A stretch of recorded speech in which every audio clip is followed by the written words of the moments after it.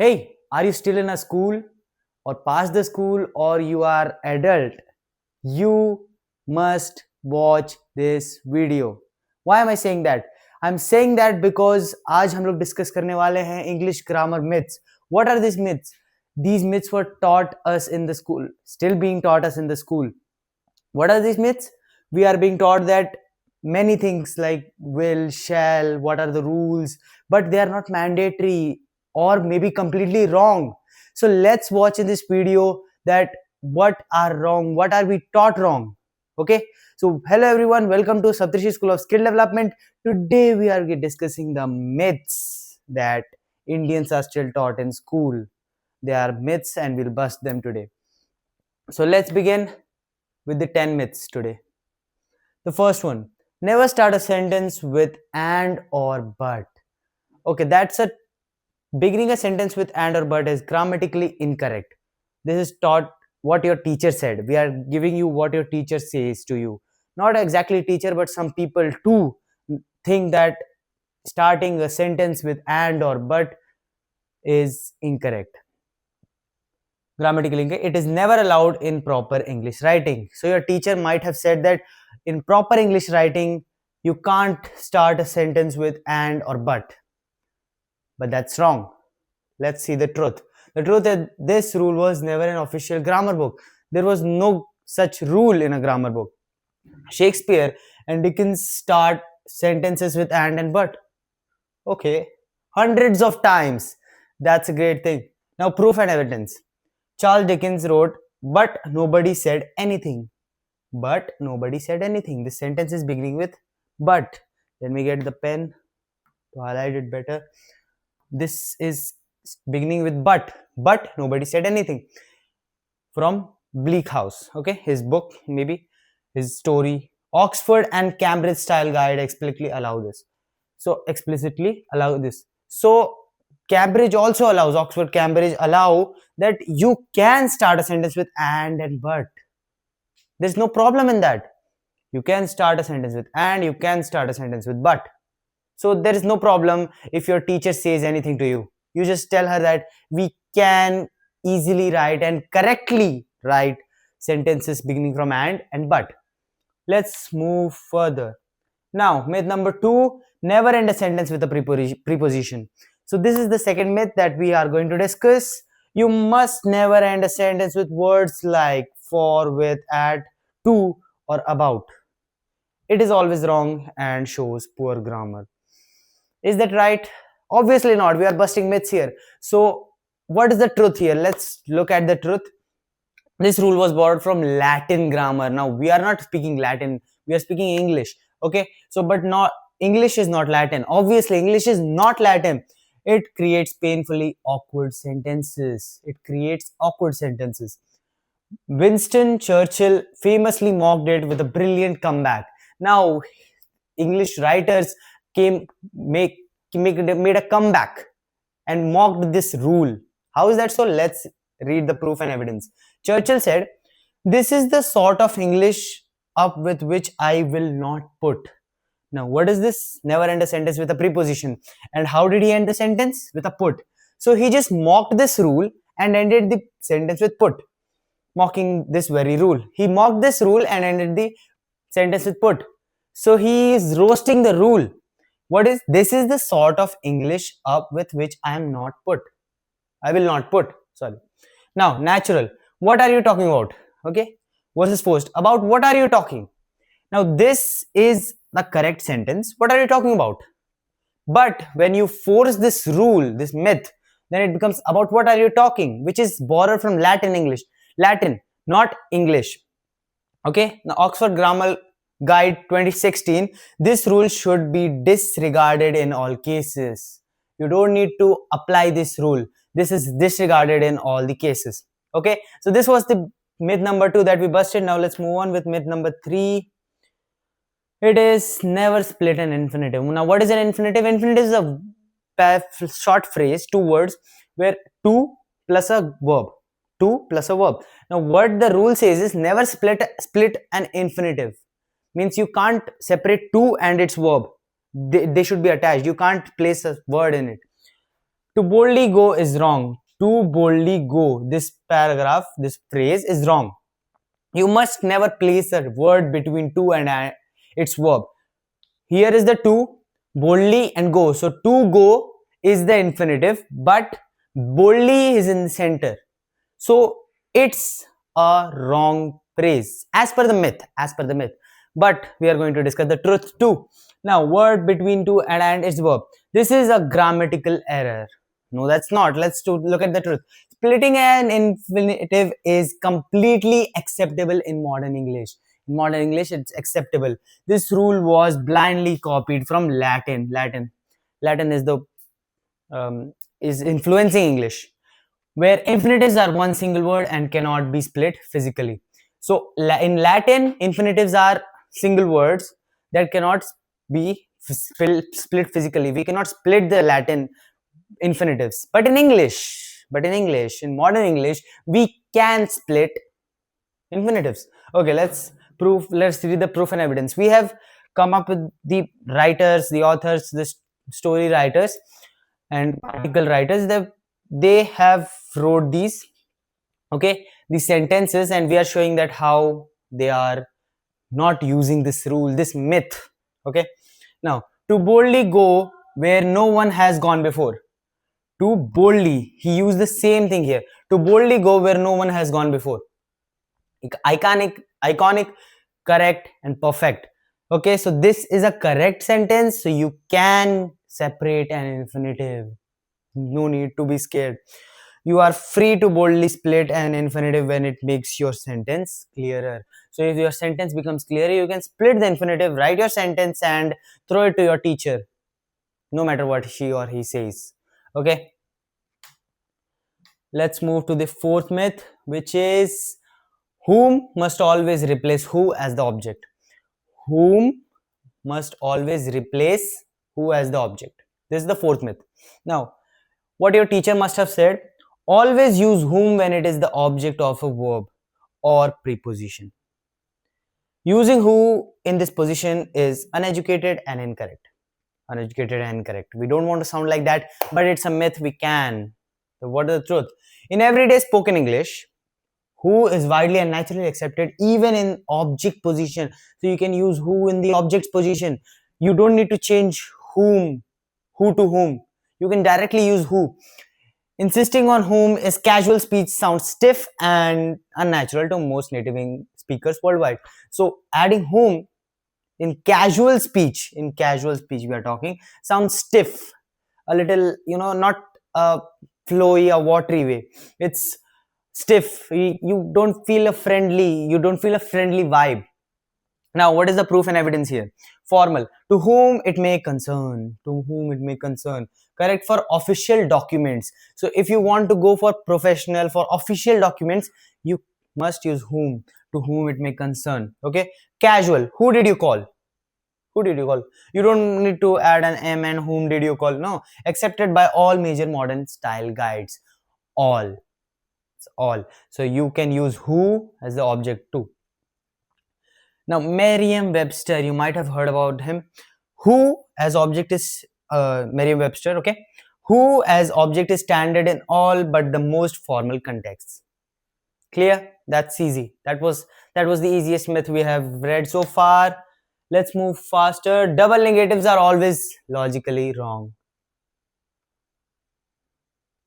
Let's bust that myth.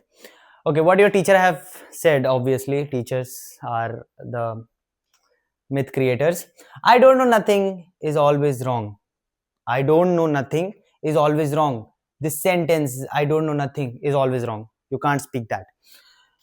Two negatives cancel each other and make a positive in English. So if you use to, I don't know nothing, if you use these two negatives together, then they cancel each other like maths. Okay, minus plus cancel each other and it becomes a positive sentence. What? Negatives cancel. Okay, it proves you are uneducated. You again are proven uneducated by your teacher, but you can prove her back or him back that you are not uneducated and he or she is, because you are going to know the truth now. Now, what is the truth? While modern standard English avoids double negatives in formal writing, okay, so you should always, you must always ignore the, avoid the double negatives. Yeah, double negatives. Okay, they are historically and dialectically valid. Shakespeare used them constantly. Shakespeare, you know about him. He used them constantly. They are required in many of the world's major languages. So they are required in major languages. So English is also a major language and it is required in English too. Okay, now proof and evidence. Shakespeare, Othello. Nor I nor any man without virtue. Nor I nor I nor. Both are negatives. Shakespeare used it, you can use it. Okay. Double negative, great English. Double negative, great English. Simple. Right? In Spanish, French, Russian, and Hindi, double negatives are grammatically required. In Hindi too. Now you have to comment down below, even if you're Spanish, French, Russian, or Indian, obviously, then you have to comment down below that what is a sentence that is required to be spoken of double negative. Okay, तो दो एक निषेधवाचक वाक्य जिसमें दो निषेध, right? My Hindi is weak, yeah, a little in grammar. Now, many thriving English dialects worldwide use them as standard natural intensifiers. Okay, many thriving English dialects worldwide. Remember this. If you remember this, you will not be afraid of speaking back to your teacher. Okay, use them as standard natural intensifiers, so you don't need to listen to your teachers anymore. You can use the double negatives whenever you want, but when they are correct and you are using them informally. If you are using formally, I don't insist, most people don't insist on using double negatives in formal writing, but informally you can use anything in English. Okay, now never use contractions in write. What are contractions? We have covered that in our previous videos, but let me give a small recap. If we write is, let me come here, is not. Okay, this is a normal negative phrase, you can say. But what if I write isn't? This is known as the contraction. It is the contraction for is not. Okay, so never use contractions in any writing. You can't use contractions in any kind of writing. If what a is not a single contraction. Is not, does not, doesn't, did not, didn't, I'm not, doesn't, has it, but ain't is also used. Are not, aren't. Okay, now what your teacher might have said: never write can't, won't, don't, or I am in an essay or letter. Listen carefully. It is informal, lazy, and deeply unprofessional writing. So it shows you are unprofessional, and you must follow this rule. Why am I saying that? Because if you are having exams and your teacher has said this and you don't follow it, you are getting a minus marking. So you should follow this if your teacher has insisted. But if you are learning from her and him, right, and if he or she tells you that you have to follow this rule, you can talk back to them after watching the truth. Now, what is the truth? Modern professional communication, emails, reports, articles, and web content actively encourages contractions for a warm, natural, and conversational tone. So you can use contractions. You can use in emails, there are in reports, they are using in articles, in web content, everywhere. It's all filled with contractions.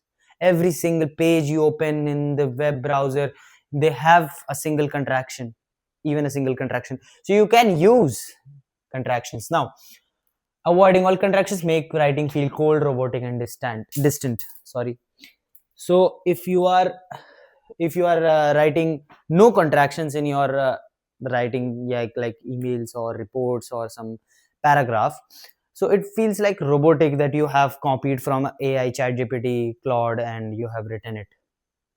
Your teacher might think that. So you have to show that you have not written from any AI bot and you have written by yourself. You can use contractions. Even if you are copying from the AI bot, you can add your own contractions.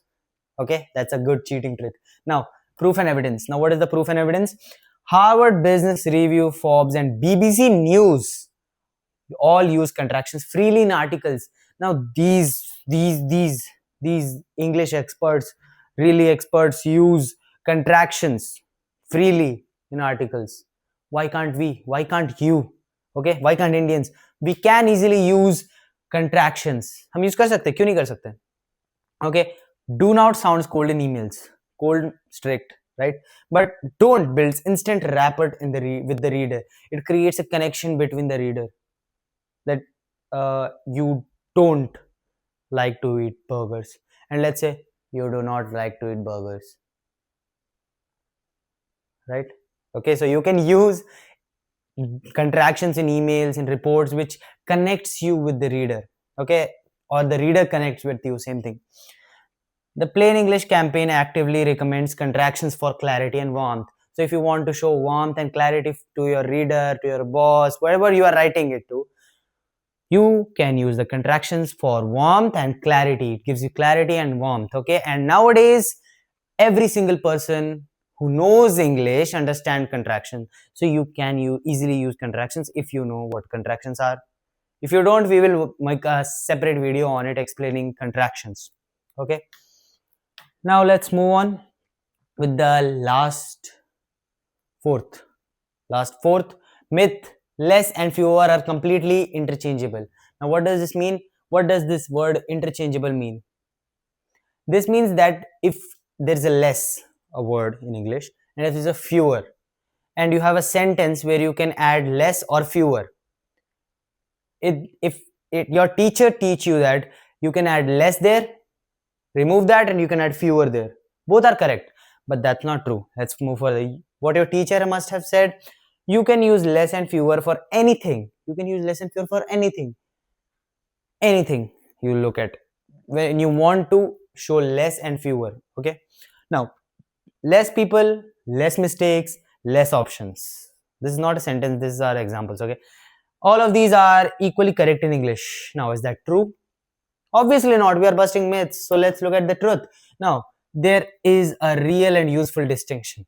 Now there is a distinction between less and fewer that you have to remember after watching this video, okay? And tell your teacher about this, and then you have to teach your teacher English.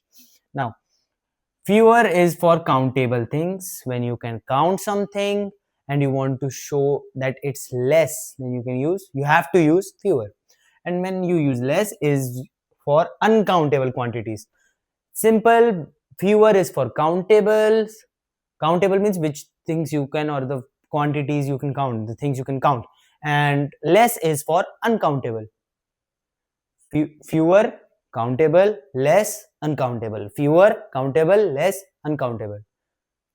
Fewer with countable things, less with uncountable things. That's all. So wherever you can count the object, you want to tell that it's less, then you have to use fewer, okay? That was a mistake by me. Now when it's uncountable, you can't count water, then less.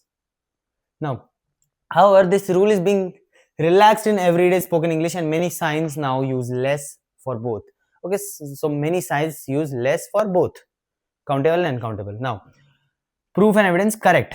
Fewer students passed, countable, versus less water was used, uncountable. So this is correct. Fewer students passed, you can count the students, so it's countable things. Countable, yeah. There are 5 students, 10 students, 30 students, 15. Okay, so fewer students passed, that's countable, correct sentence. Versus less water was used. Water can't be counted. You can't count 1,000 waters. You can't say that, right? So you use less. Less use करते हैं. 1000 पानी नहीं हो सकते, बूंद हो सकते हैं, but that is not counted, right? तो बूंद के भी बूंद निकलेंगे, फिर फंस जाओगे, right? Less water was used. Now supermarket signs say 10 items or less. 10 items or less. Now these are supermarket signs. Now you might think that less is used for uncountable quantities, right? But 10 items, this 10 is countable. I can count 1 2 3 4 5 6 7 8 9 10, and I'm using less. Technically fewer, but not now widely accepted, so you can use less. You don't have to fight with your teacher, but this rule says that fewer is for countable, less is for uncountable, fewer is for countable, less is for uncountable. You have to remember this. But wherever if you see this in supermarkets, okay, especially in foreign countries, you don't have to go and fight with the owner or with the receptionist, like the people standing, the workers. You can say that you can easily understand that it's sorry, you can easily understand that it's correct. Now, in formal writing, the distinction still adds clarity and precision to your language. It adds clarity and precision to your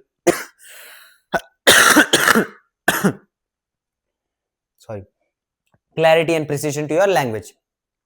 Now, the third, third last, yeah.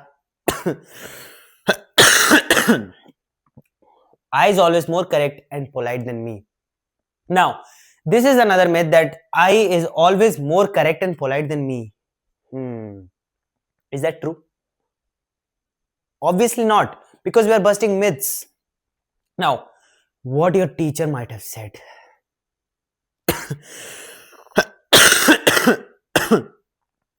Always say between you and I.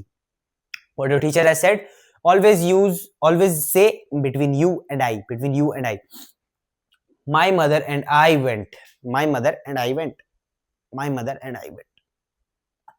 Using me sounds uneducated. I is always the polite, correct, and formal choice in English. That is what your teacher said. Okay, don't focus on that. Let's move to the truth. What is the truth? This is one of the most widespread grammar myths in India. Okay, India is the target. I is a subject pronoun, me is an object pronoun. This is the rule. Again, the rule. I is the subject pronoun, me is the object pronoun. Remember this. Object, me, subject, I is the subject pronoun, me is the object pronoun.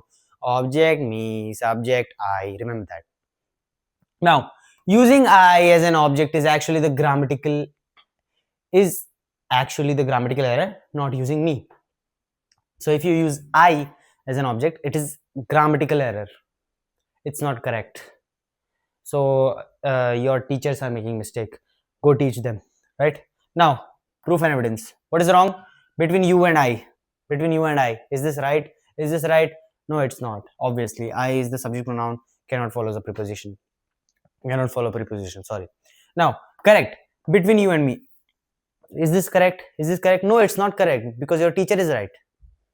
It's obviously correct. Me is the object pronoun. Object at the end, obviously, and required after between. Now, test. Remove the other person. Between I. No, between me. Yes, always test this way. Sorry. Remove the other person. Okay? Between I? No, obviously not. Between me. That's correct. Yes. Let's move to our second last myth. Yeah. A paragraph must have exactly 5 sentences. I have 1, 2, 3 sentences in this paragraph. Is this not called a paragraph? Obviously it is. Your teachers are lying to you, but how are they lying to you? They are lying to you in a formal way. Let's see. Every paragraph in your essay must have exactly 5 sentences. No more, no less. Neither more sentences than 5, neither less.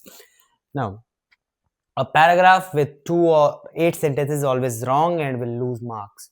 Now, you have to follow this if you are writing in exams, because if you write 8 sentences in single paragraph,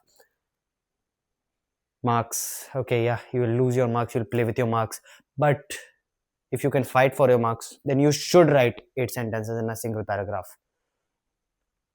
Right? Now, a paragraph should contain one complete idea. It can be 1 sentence or 15 sentences long. Now, you don't need to write 8 sentences. Write 15 sentences because we have said so. You can write 15 sentences, but it should contain one complete idea. It should have one complete idea. To contain a complete idea that your teacher should read and understand easily. Okay?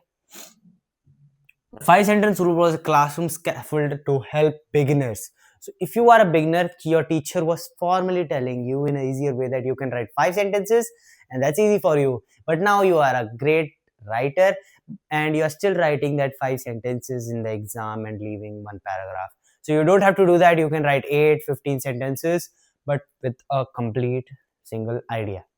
That should be remembered. Now, real professional writing ignores it completely. It completely ignores it. You are professional. You are not a beginner now.